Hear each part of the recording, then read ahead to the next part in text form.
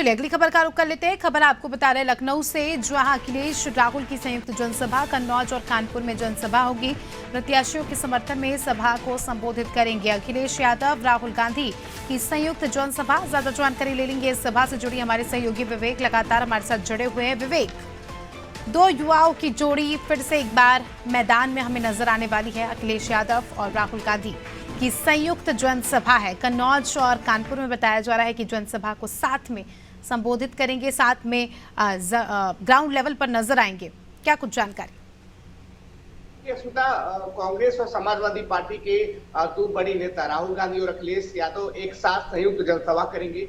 कानपुर और कन्नौज में ये जनसभा होगी और दोनों अब तक अलग अलग मंचों से देखा गया है कि भारतीय जनता पार्टी के खिलाफ जो है वो बोलते चले आए हैं। अलग अलग मंचों से प्रधानमंत्री और मुख्यमंत्री की नीतियों का विरोध करते चले आए हैं। लेकिन इस लोकसभा चुनाव में 18वीं लोकसभा चुनाव में ये पहली बार होगा जब ये दोनों सपा और कांग्रेस के बड़े नेता एक साथ भारतीय जनता पार्टी का एक मंच से विरोध करते हुए, प्रधानमंत्री और मुख्यमंत्री की नीतियों का विरोध करते हुए, भारतीय जनता पार्टी की नीतियों का विरोध करते हुए नजर आएंगे। 18वीं लोकसभा चुनाव अस्मिता अब थोड़ा इंटरेस्टिंग मोड पे आ गया है, जहां चरण का चुनाव खत्म हो चुका है। देश भर में आधी सीटों पर चुनाव हो चुके हैं, आधी सीटों पर चुनाव बाकी है। वही उत्तर प्रदेश से अगर बात की जाए तो 80 में से 26 सीटों पर चुनाव जो है वो संपन्न हो चुके हैं और बाकी अभी भी 54 सीटों पर चुनाव बाकी है। ये 54 सीटों पर चुनाव 5 चरणों में होंगे, जिसमें कानपुर, अवध और पूर्वांचल के क्षेत्र शामिल है।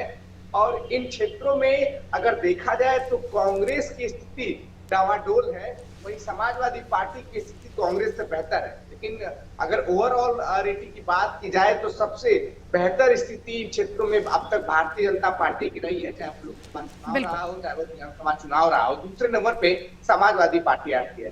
तो कानपुर और कन्नौज की जनसभा को संयुक्त रूप से संबोधित करेंगे अखिलेश यादव और राहुल गांधी।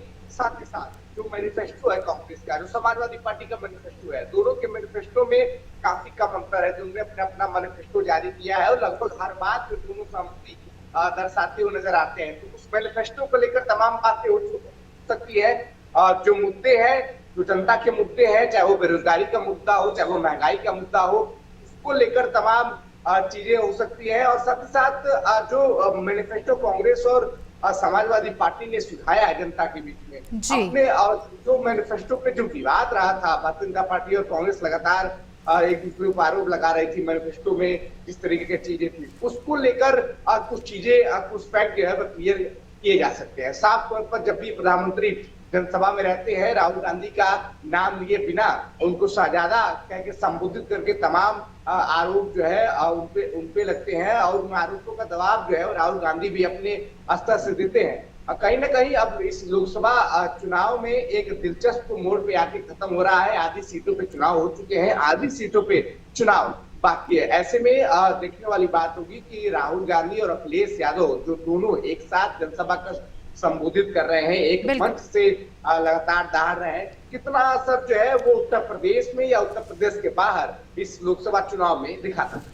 बिल्कुल विवेक, अभी देखना दिलचस्प होगा कि ये जोड़ी जो है कितना धमाल मचाती है और जनता पर इसका क्या प्रभाव पड़ता है और 4 तारीख को जो नतीजे सामने आने वाले हैं उसमें हमें क्या कुछ बदलाव देखने को मिलता है। बहुत बहुत शुक्रिया आपका हमारे साथ जुड़ने के लिए और तमाम जानकारी के लिए। तो अखिलेश यादव और राहुल गांधी साथ में प्रचार प्रसार करते नजर आने वाले हैं, जमकर बीजेपी का विरोध करने वाले हैं। अब देखना दिलचस्प होगा कि उनका ये विरोध, उनका प्रचार प्रसार जनता का मन कितना बदलता है। फिलहाल इस बुलेटिन में इतना ही। दीजिए में इजाजत, देखते रहिए अनादि टीवी। नमस्कार।